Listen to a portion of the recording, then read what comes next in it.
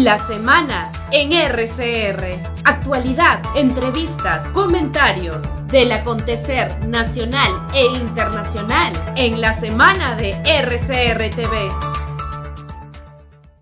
Y a esta hora queremos presentar y agradecerle la amabilidad que tiene con RCR al señor Jorge Mori. Él es el director del Centro para el Análisis de Políticas Públicas en la Educación Superior. Qué gusto saludarlo, señor Mori, muy amable, muy gentil. Muy buenos días, muchas gracias por la oportunidad.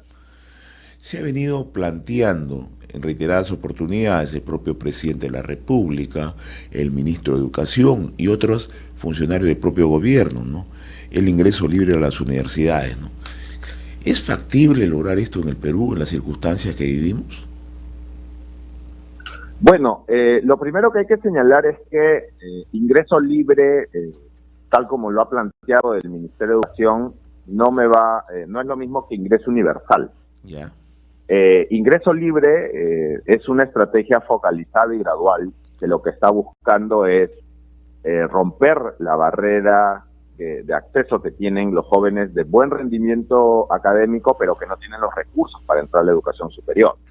Entonces, no se está planteando un ingreso masivo a las universidades o a los institutos, sino que se está planteando que haya una modalidad más, aparte de otras que ya existen, como el examen de admisión, para que las universidades puedan captar, las universidades y los institutos puedan acoger a los mejores estudiantes que no tienen los recursos para acceder a esta educación superior. En realidad es algo que lo vienen haciendo hace muchos años las universidades privadas, ¿no? Cuando uno está en el colegio y es un buen alumno, muchas veces ya recibe cartas de invitación de universidades privadas y donde ofrecen un ingreso libre. Ahora lo que el Estado está haciendo es estableciendo esta modalidad de admisión para universidades e institutos públicos. Ahora, conviene, en realidad, hace bien usted cuando hace la precisión entre ingreso libre e ingreso universal, porque ha generado mucha confusión, genera muchas expectativas, ¿no? Entonces, sí, definitivamente, ¿no? Lo que pasa es que un ingreso masivo universal al sistema universitario pondría en riesgo los avances de la calidad que se han dado en los últimos años. Entonces, creo que es importante señalar que aquí hay dos elementos en discusión: la calidad y el acceso. No podemos tener una educación superior solo con calidad, porque eso volvería excluyente. No podemos tener un sistema solo que promueve el acceso sin calidad, porque se masificaría con estafa, como se hizo antes de la ley universitaria. Entonces, lo importante es que desde el Estado se promueva tanto el acceso con la calidad, y eso lleva a que esta medida que se está planteando, que como repito es un ingreso libre, gradual y focalizado, lo que busca es justamente identificar a los buenos estudiantes de la educación básica de los colegios y les pueda brindar oportunidades de acceso sin pasar por las barreras que muchas veces tienen que pasar, como son centros preuniversitarios o procesos de admisión que no pueden pagar. Entonces, recordemos que en el Perú solo 3 de cada 10 jóvenes que egresan de la educación básica transitan a la educación superior. 3 de cada 10, es una de las tasas más bajas de América Latina. Entonces, sí tenemos un problema de acceso, y creo que esta estrategia del Ministerio de Educación va en la línea correcta en la medida en que plantea una nueva modalidad, sin que eso signifique una masificación o ingreso universal, ¿no? ¿Esto qué va a implicar a futuro, señor Mori? Que el gobierno, el Estado, se vea la necesidad de ampliar la oferta, pero asimismo el mejoramiento de la calidad educativa. Claro, lo que pasa es que en los últimos años, por todo este proceso de la reforma universitaria, la creación de la SUNEDU, el rol que tiene el Ministerio de Educación como ente rector, definitivamente la calidad de la educación superior ha mejorado en el país. Eso es indudable, los resultados están ahí. Pero a la vez que como Estado, como país, avanzamos en la calidad, también tenemos que dar más oportunidades, y tenemos que dar oportunidades más equitativas y justas para los jóvenes de escasos recursos, ¿no? Sobre todo para los jóvenes de escasos recursos que tienen las capacidades y las competencias para ingresar a una universidad o un instituto. Lo que ha pasado en los últimos años es que muchas universidades han implementado exámenes de admisión con un costo tan elevado, o procesos o centros preuniversitarios con costos tan elevados que están impidiendo que los buenos alumnos que no tienen para pagar puedan acceder. Entonces, esta es una modalidad de admisión que, como repito, va a convivir con las otras. No es una masificación o un ingreso universal, pero lo que va a permitir es romper esas barreras y permitir que estudiantes de escasos recursos, pero con buen rendimiento académico, puedan acceder a una vacante en alguna universidad o instituto. Ahora, para entender un poco la realidad de la universidad pública en nuestro país, ¿no?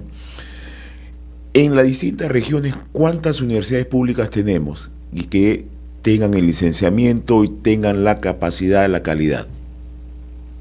Bueno, en este momento contamos con 47 universidades públicas licenciadas, ¿no? Y hay 6 regiones del país donde solo hay universidades públicas licenciadas, que son Loreto, Amazonas, Tumbes, Pasco, Ayacucho y Moquegua. Son 6 regiones del país donde la oferta privada de mala calidad no logró el licenciamiento de la SUNEDU, y donde en este momento los jóvenes de estas 6 regiones del país solo tienen la universidad pública regional como alternativa de formación universitaria. Y por eso es tan importante pensar en cómo ampliar el acceso de una manera gradual y focalizada, pero finalmente ampliar el acceso y poder atender esta necesidad de formación de educación superior en estas regiones especialmente, ¿no? Que son en este momento tan críticas de atender. Y en estos momentos, señor Mori, ¿cómo está la universidad pública en relación a infraestructura?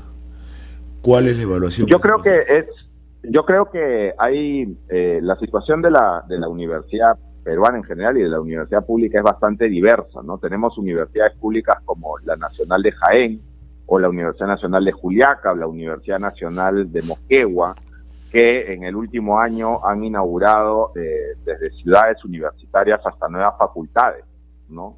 Entonces, sin embargo, también tenemos la realidad de otras universidades públicas más grandes y centenarias, como la San Antonio Abad del Cusco, la propia San Marcos, donde se necesitan más espacios físicos, ¿no? Entonces, creo que hay una capacidad en este momento, sobre todo en varias universidades públicas regionales nuevas, de ampliar su oferta, y definitivamente que el Estado tiene que seguir apoyando a que más universidades públicas puedan mejorar su infraestructura de equipamiento. Recordemos que el licenciamiento de la SUNEDU solamente son condiciones mínimas de funcionamiento. Todavía estamos lejos de una ruta de excelencia o de competitividad a nivel latinoamericano. Y para ello es necesario contar con recursos, ¿no? Capacidad de docente, mayor número de docentes, laboratorios, ¿no? Sí, mira, como resultado de la reforma, el porcentaje de docentes a tiempo completo hoy es del 41%, ¿no? Las publicaciones científicas se ha logrado casi triplicar en el número, digamos, de publicaciones en revistas indexadas. Entonces, los números evidencian que hay una mejora, pero eso no es suficiente. El Estado tiene que invertir en su educación superior, y ahí quiero hacer también un énfasis importante. La estrategia de ingreso libre aborda la universidad, pero también los institutos tecnológicos y pedagógicos, y ve el sistema justamente como un ecosistema de educación superior, que es la forma correcta de verlo. En los últimos años nos hemos enfocado mucho en el tema universitario, pero creo que también es importante poner en la agenda la problemática de los institutos, considerando además que el mercado laboral lo que más necesita en el país son técnicos, ¿no? Entonces, creo que esto también, esta propuesta de ingreso libre que incorpora a los institutos, es un acierto que va en la línea de la política nacional. Estamos dialogando con el señor Jorge Mori, él es el director del Centro para el Análisis de las Políticas Públicas en la Educación Superior. Y cuando miramos la universidad pública y la universidad en su conjunto, la tasa de deserción, ¿cuál es la tasa de deserción en estos momentos, un poco para comprender cómo estamos marchando? Antes de la pandemia, el Perú tenía una tasa de deserción o de interrupción de estudios del 12%. Hasta la última medición que se hizo a finales del 2021, esa tasa ya estaba en 11.5%. Es decir, en este momento la tasa de deserción es menor que en la pandemia, ¿no? Que es menor que en la etapa prepandemia. Y claro, también es importante este punto para ver ¿cuál es la comparación con los países que ofrecen estos ingresos universales o masivos, ¿no? Donde en realidad las tasas de deserción se van por encima del 40%. Entonces, por eso que el Perú, desde mi punto de vista, no debería implementar procesos masivos o universales de acceso, porque eso en realidad te trae como contraparte tasas muy altas de deserción, ¿no? Entonces, en el Perú tenemos un 11.5% que desde mi punto de vista ya es alto, ¿no? Y hay que atenderlo. Y desde el Ministerio de Educación se han dado una serie de medidas para justamente amortiguarla y disminuirla, y creo que esas medidas se tienen que mantener. Antes de ingresar al tema de los institutos técnicos, que me gustaría que nos ayude un poco a ahondarlo, me gustaría mirar lo que siempre se ha puesto en algún momento como ejemplo, el caso de Argentina. En Argentina, ¿qué sucede en realidad para las universidades públicas? No, lo que ocurre en Argentina es justamente que se dan estos ingresos masivos universales y donde el sistema filtra el primer año, ¿no? Pero como te decía, en el caso, por ejemplo, de Argentina, tu tasa de deserción está por arriba del 40%. Entonces, obviamente los países que dan estas políticas de ingreso universal, como Argentina, su tasa de deserción van por encima del 40%, o sea, casi la mitad de los estudiantes que ingresan a la universidad terminan abandonándola. Entonces, con pérdida de tiempo, con pérdida de recursos, ¿no? Y por otro lado, creo que también hay que ser conscientes que el sistema universitario peruano, que ha empezado un proceso de mejora en los últimos años, que es un proceso de mejora muy evidente, todavía no está en un nivel de maduración como para garantizar la masificación de la calidad, ¿no? Entonces creo que es importante en ese sentido que todo enfoque que vaya a ampliar el acceso a crear más vacantes tiene que ser gradual, focalizado, para que no ponga en riesgo la calidad del servicio. Ahora sí me gustaría abordar el tema de los institutos técnicos. ¿Por qué no resulta atractivo para los jóvenes, o en su gran mayoría, los institutos técnicos? Yo creo, podríamos señalar dos principales razones, ¿no? Yo creo que un primer punto es que hay una idea general de que efectivamente ser profesional es tener un bachiller o un título universitario, ¿no? Y hay mucha aspiración en ese sentido por parte de las familias y los padres de familia. Pero por otro lado, mirando el mercado laboral, uno se da cuenta también que muchas veces uno de los principales empleadores, por ejemplo, como es el Estado, exige para ciertos puestos tener bachiller, ¿no? Lo cual muchas veces es un absurdo, porque a veces pueden hacer lo mismo un profesional que tenga un grado técnico, ¿no? Pero muchas veces incluso el propio Estado exige bachilleres para trabajos para los cuales no se necesitaría ir a la universidad. Eso nos lleva a que en el Perú tengamos más del 40% de subempleo profesional. Eso quiere decir que más del 40% de egresados de universidades hacen trabajos para los cuales no necesitaban ir a la universidad, lo cual obviamente les significa una pérdida de tiempo y de dinero por haber ido a una universidad, y están haciendo trabajos para los cuales podían haber ido a un buen instituto. Entonces, creo que por un lado hay un tema presente, digamos, cultural, que creo que es importante de señalar, pero por otro lado creo que también hay cosas que desde el Estado se pueden hacer para corregir esta situación. No puede haber decisiones del Estado que discriminen a los egresados de los institutos, porque de lo contrario estamos empujando a los jóvenes y a los padres de familia que apuesten por una educación universitaria, aunque sea de una calidad mediana. Creo que los institutos, por otro lado, en los últimos años no han tenido la atención debida por parte del Estado, ¿no? Entonces, si uno se da cuenta, por ejemplo, que hasta hace más de 2 años el Ministerio de Educación no ha permitido la presentación de expedientes para el licenciamiento de más institutos y de más carreras, ¿no? Hace más de 2 años que está cerrada la ventanilla para lograr el licenciamiento de institutos, y creo que eso es algo que se tiene que corregir a la brevedad, ¿no? Entonces tenemos que preocuparnos también por los institutos, porque como lo dije al inicio, en realidad la educación superior se tiene que ver como un ecosistema, ¿no? Tanto lo universitario como el instituto tienen que ser alternativas para los jóvenes. Si solamente le vamos a dar la alternativa universitaria, siempre vamos a estar en discusiones porque va a haber una inflación universitaria, siempre va a haber una sobrepresión a la universidad, cuando en realidad los institutos tienen que tener la misma atención por parte del Estado. Ahora, ¿cuántos estudiantes tenemos en universidades y cuántos en institutos? Un poco para medir. Cerca aproximadamente de 1 millón de universitarios y 430.000 en institutos, ¿no? O sea, es más del doble de estudiantes universitarios que los que van a los institutos. Y por otro lado, tienes más de 1.000 institutos y solamente 93 universidades. Entonces, no solamente tienes el problema de que son menos de la mitad los que van a un instituto, sino que están atomizados en pequeñísimas instituciones, ¿no? Con muy pocos alumnos. Entonces, eso es parte digamos, del problema que se tiene que resolver, ¿no? O sea, es muy difícil establecer estándares de calidad a sistemas donde tienes más de 1.000 instituciones. Recordemos que en el sistema universitario entraron al proceso 145 y solamente lograron el licenciamiento en 93. Entonces, 93 universidades, ¿no? Que aglomeran a cerca de 1 millón de estudiantes. Mientras que en el caso de los institutos tenemos cerca de 1.000 institutos que quieren pasar por este proceso de licenciamiento y que agrupan a un total de 430.000 alumnos, ¿no? Entonces, evidentemente, esto es una situación que se tiene que revertir. Ahora, usted decía hace un momento, señor Mori, que muchos egresados de los institutos tienen mejores oportunidades de inserción laboral, ¿no? Sobre todo los institutos tecnológicos, ¿no? En zonas, por ejemplo, del interior del país, donde se requiere mucho la mano de obra técnica, ¿no? Entonces, ¿y por qué no fomentar eso?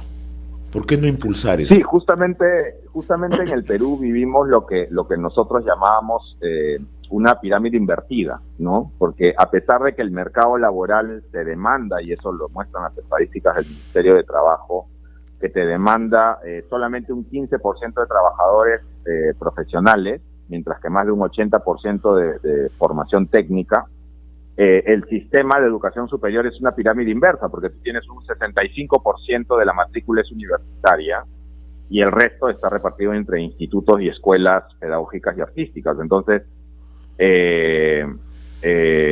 creo que estamos viviendo una pirámide invertida que justamente se tiene que corregir desde el Estado. ¿Qué es lo que ha pasado desde mi punto de vista? Que todo el proceso de reforma universitaria, que si bien es un proceso que ha sido muy positivo, evidentemente para el sistema y para el país y sobre todo para los jóvenes, no hemos hecho lo mismo por los institutos, ¿no? O sea, tenemos ahí una deuda pendiente con los institutos y creo que es importante también aprovechar este tipo de entrevistas para poner en agenda la necesidad de que el Estado garantice condiciones de calidad en los institutos, se inicie el proceso de licenciamiento que está detenido hace más de 2 años y se resuelva básicamente el problema de calidad de los institutos, porque es ahí donde en un contexto de crisis económica como en la que estamos, son los jóvenes donde, digamos, los jóvenes lo que más necesitan en este momento son ciclos cortos, formación corta, formación técnica, para que puedan salir al mercado laboral, ¿no? Recordemos pues que la situación económica en este momento es muy difícil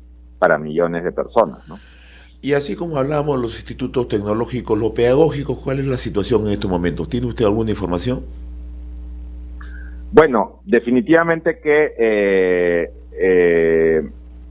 en el caso de los pedagógicos, al igual que los institutos, yo creo que estamos en deuda, ¿no? Está pendiente, no se ha avanzado en el proceso de licenciamiento o condiciones de calidad. Y creo que en realidad, así como los institutos tecnológicos, las escuelas pedagógicas, no ha habido grandes avances en los últimos años. Y por eso el Estado aprobó el 2020 una política nacional de educación superior y técnico-productiva, ¿no? El caso de los pedagógicos probablemente sea aún más dramático, porque definitivamente que en los últimos años, digamos, la formación docente no ha sido debidamente atendida, ¿no? Y eso lo podemos observar en los resultados, digamos, de la educación básica, ¿no? Entonces, como te mencionaba, creo que es importante insistirle al gobierno, al Estado, que atienda la educación superior como un ecosistema, ¿no? No podemos seguir monopolizando la discusión en términos de la universidad, que definitivamente es muy importante, pero tenemos que también pensar en las otras alternativas que le estamos dando a los jóvenes y de esa forma poder garantizar un mejor desarrollo para ellos. Que muchas veces se busca un manejo más efectista que realista, ¿no? Definitivamente, ¿no? Y por eso creo que esta discusión en torno al ingreso libre, que me parece muy importante, porque el equipo técnico que lo ha trabajado, la propuesta es un equipo técnico que viene trabajando hace varios años ya en el Ministerio de Educación, y tiene una solvencia técnica, digamos, bastante buena, y como te digo, creo que como país tenemos que apostar por la calidad y por el acceso, ¿no? O sea, no puede haber uno sin lo otro. Los jóvenes tienen derecho a una educación superior de calidad, y creo que lo que está buscando esta estrategia de ingreso libre es de manera gradual, focalizada, apuntando a los mejores alumnos de la básica, pero que no tienen los recursos, puedan tener una oportunidad en la educación superior. Finalmente, señor Mori, agradeciéndole la amabilidad de su parte, la universidad pública de nuestro país, ¿hay algunas que pueden manejarse por sí, son autosostenibles? ¿Te refieres a un tema de autonomía? No, autosostenible en el sentido que puedan tener un manejo económico propio, como hay otras universidades en el mundo que lo hacen. ¿O estamos muy alejados de eso? No, ninguna. O sea, todas las universidades públicas dependen del Estado. Claro. O sea, no hay ninguna universidad pública en el mundo que no reciba financiamiento del Estado. Yo creo que en realidad estamos ante un escenario, y eso lo digo cuando yo estudiaba en San Marcos, nosotros marchábamos contra el abandono del Estado a la universidad pública, ¿no? Y lo que hemos visto en los últimos 8 años es justamente una verdadera preocupación del Estado por el futuro de la universidad pública. El Estado ha dado más de 1.000 millones de soles para el licenciamiento de estas 47 universidades públicas, ¿no? Entonces creo que más bien lo que tenemos que aprender es que el Estado tiene que hacerse cargo de las universidades públicas, respetando su autonomía para el aspecto académico, ¿no? Eso es lo que corresponde. Pero creo que más bien el Estado tiene que financiar más y mejor a las universidades públicas, tiene que atender el problema de los docentes, tenemos una deuda muy grande en la universidad pública con los funcionarios administrativos. Creo que eso es algo que va a ser una traba para los avances de la reforma universitaria. Si no resolvemos el problema, las pésimas condiciones laborales que tiene un administrativo en una universidad pública, donde pueden tener sueldos de 1.200 o de 1.000 soles para administrar fondos millonarios, no vamos a avanzar, ¿no? Si no resolvemos el problema pensionario de los docentes de las universidades públicas, donde un docente principal pasa de ganar 7.500 soles a una pensión de 800 soles, pues vamos a seguir teniendo el problema de los docentes que no quieren jubilarse a pesar de que deberían hacerlo. Entonces, creo que el Estado todavía tiene una deuda pendiente con la universidad pública, y es muy importante seguir exigiendo un mayor apoyo y un mayor financiamiento para la universidad pública. Señor Jorge Mori, director del Centro para el Análisis de Políticas Públicas en la Educación Superior, muy reconocido por esta comunicación a través de RCR y La Semana. Muy amable de su parte. Buen día. Muchas gracias. Hemos presentado La Semana en RCR TV a través del canal 796 de Cable Más.